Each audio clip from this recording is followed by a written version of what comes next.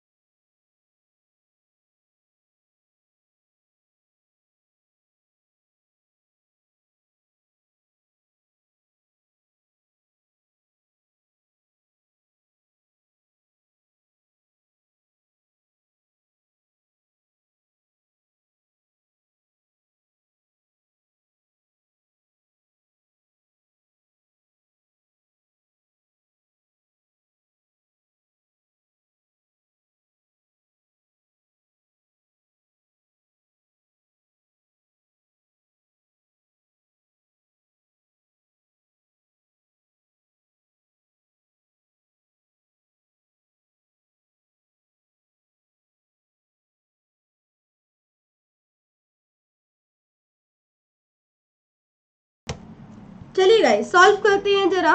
क्या बोला गया है यहाँ पर? आपको यहाँ पर भी एक तरीके से कॉज एंड इफेक्ट है। अब मिक्स है तो हर तरीके का टॉपिक आएगा। ठीक है, अमित शीर्ष 10 इंजीनियरिंग संस्थानों में से किसी में भी एक सीट प्राप्त नहीं कर सका। मतलब यार क्या हुआ? कोई इफेक्ट निकल के आया कि भाई टॉप 10 इंजीनियरिंग इंस्टीट्यूट है, जिसमें से कहीं भी अमित को क्या नहीं मिली? सीट नहीं मिली। तो इसका मतलब ये एक इफेक्ट हो गया। ठीक है, Amit was a topper in school. यार ये भी एक तरीके से इफेक्ट है बहुत अच्छी पढ़ाई की जब वो एक टॉपर बना। अब दोनों ही अलग बातें हैं, एक बात होना उसको सीट ना मिलना, है ना, एक होना कि टॉपर होना, तो दोनों ही क्या है यहाँ पर अलग अलग इफेक्ट है। मतलब कि मतलब ये दोनों ही क्या है इफेक्ट है किसके, इंडिपेंडेंट कॉज के, मतलब कि अलग अलग कारणों के ये क्या हो जाएंगे, प्रभाव हो जाएंगे। ठीक है, चलिए आगे बात करते हैं क्वेश्चन नंबर सेकंड।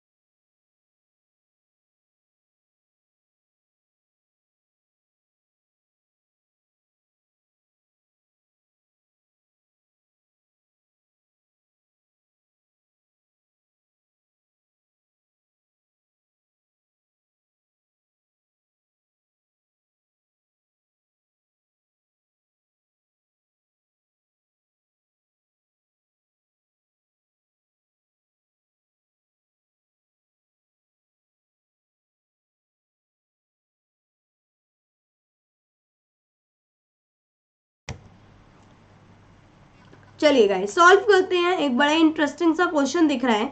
ठीक है, अब देखते हैं इसका आंसर क्या होगा। Let's see. यहाँ देखो, यहाँ अजम्पशन है, जो हमने पहला टॉपिक पढ़ा था ना, ये वो वाला अजम्पशन है। आजकल कई बच्चे इतने शर्करा संसाधित भोजन खाते हैं, मतलब बहुत ज्यादा एक तरीके से, मतलब शुगर आइटम, जैसे फॉर एग्जांपल हमने आइसक्रीम ले लिया, चॉकलेट्स ले ली, कि दांत छह पहले से कई अधिक गंभीर समस्या बन गया। मतलब ज्यादातर बच्चों के क्या हो रहा है, तीत में प्रॉब्लम आ रही है।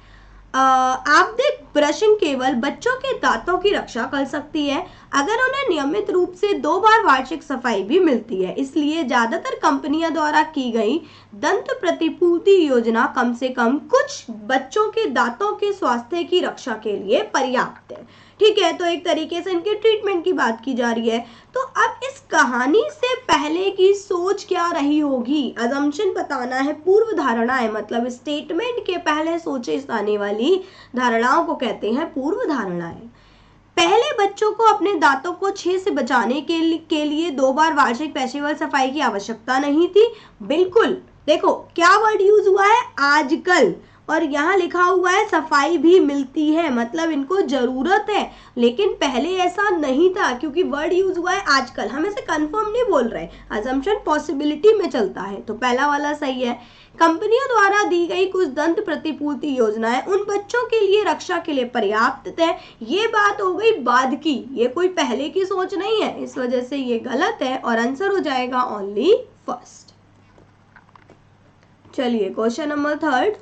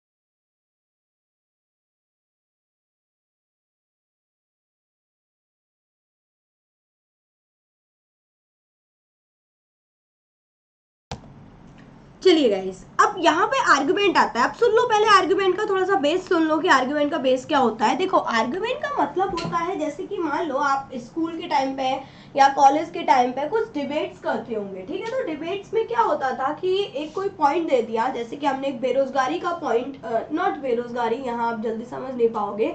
अगे हमने एग्जाम्स का पॉइंट दे दिया कि एग्जाम्स के लिए एंट्रेंस जो हमारे होते हैं, जो कॉलेज में हम लोग एक ग्रेजुएशन कर रहे हैं, पोस्ट ग्रेजुएशन कर रहे हैं, तो उसके लिए जो एंट्रेंस टेस्ट होते हैं ना, उसके ऊपर हमने पक्ष और विपक्ष रख दिए, ठीक है। अब हो सकता है कि पक्ष भी आर्गुमेंट स्ट्रॉन्ग दे, है ना, और विपक्ष भी दे। जरूरी नहीं होती कि नेगेटिविटी हमेशा गलत ही होती है, ठीक है। अगर कोई पॉइंट के खिलाफ कोई नेगेटिव चीज दे रहा है, जैसे कि अगर प्रेजेंट की सरकार की बात करूं, तो हो सकता है कि जो कोई पॉजिटिव आर्गुमेंट दे रहा है वो भी सही हो, लेकिन ऐसा नहीं है कि अगर जो विपक्ष में खड़ा हुआ है वो गलत है। नहीं, विपक्ष में भी अगर उसका मुद्दा बहुत अहम है, उसका मुद्दा एक तरीके से बहुत स्ट्रांग है, तो वो भी सही होगा, ठीक है। तो हमको यहाँ पे स्ट्रांग आर्गुमेंट पहचानने पड़ते हैं, चाहे वो फेवर में बोले चाहे वो फेवर में ना बोले। पहला हमारे पास कथन है यहाँ पर, क्या सीखना एक सतत प्रक्रिया है, is learning a continuous process. अब इसके ऊपर बात करेंगे आर्गुमेंट की। पहला, हाँ, सीखने के लिए बहुत कुछ है और हमारे पास इतना समय नहीं है। ये क्या हो गया, ये तो समझ में ही नहीं आ रहा है यार कि आप हाँ भी बोल रहे हो, बहुत कुछ है सीखने के लिए, लिटिल टाइम है, ये क्या बात हुई, है ना। बिल्कुल सा अलग ही पॉइंट बना दिया, गलत है।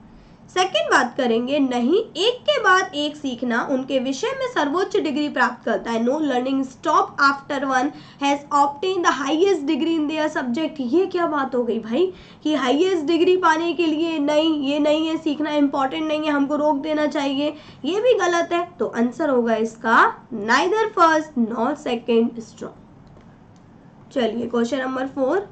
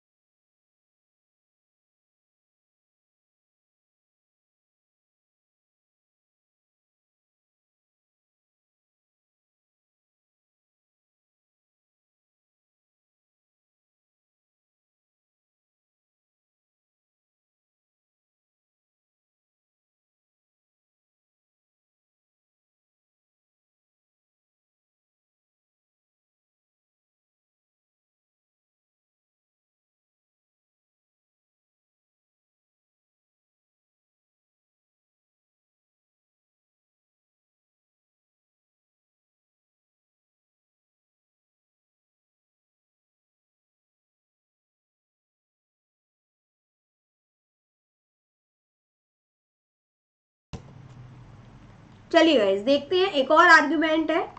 क्या फिल्मों को बढ़ावा देने के लिए बहुत सारा पैसा खर्च किया जाना चाहिए, ठीक है, मतलब कि जो मूवी प्रमोट करते हैं उन पे बहुत ज़्यादा पैसा देना चाहिए। तो बात करेंगे आर्गुमेंट की।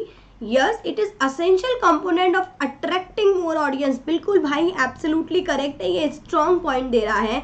जब तक एड्स नहीं किए जाएंगे ऑडियंस को अट्रैक्ट करने के लिए, जब तक ऑडियंस कैसे आएगी, आपको प्रमोट करना जरूरी है चीज़ों को, ठीक है। तो इसलिए पहला वाला सही है। दूसरा, no it only leads to wastage of resource. नहीं यार, दिस इज बिल्कुल इरेलीवेंट है ये कि ये वेस्टेज है रिसोर्स का। अगर आप किसी चीज़ को प्रमोट कर रहे हो और उससे वापस में आपको ऑडियंस मिल रही है, पैसा मिल रहा है, तो डेफिनेटली वो एक अच्छा पॉइंट होता है। आंसर हो जाएगा ओनली फर्स्ट। Question number 5।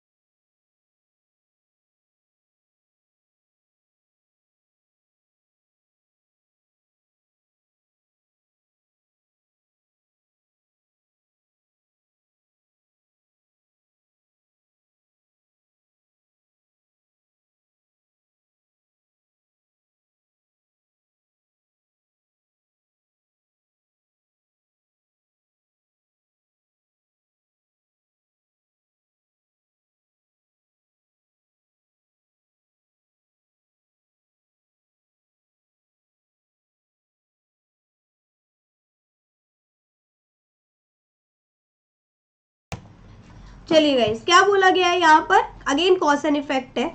अब अधिक से अधिक विदेशी कंपनियां भारत में निवेश कर रही हैं, ठीक है, तो एक तरीके से कोई निवेश करना मतलब वो इफेक्ट है। बात करेंगे इसके बाद में second, ease of doing business index में भारत के रैंक में सुधार हुआ। बिल्कुल, अगर हमारा किसी चीज में इंडेक्स में रैंकिंग अच्छी आई है तो डेफिनेटली बाहर के देश हमारे यहाँ करना क्या करेंगे, इन्वेस्ट करना प्रेफरेंस देंगे। तो second one is cause, first one is effect. Question number ये हमने कर लिया है, क्वेश्चन नंबर 6।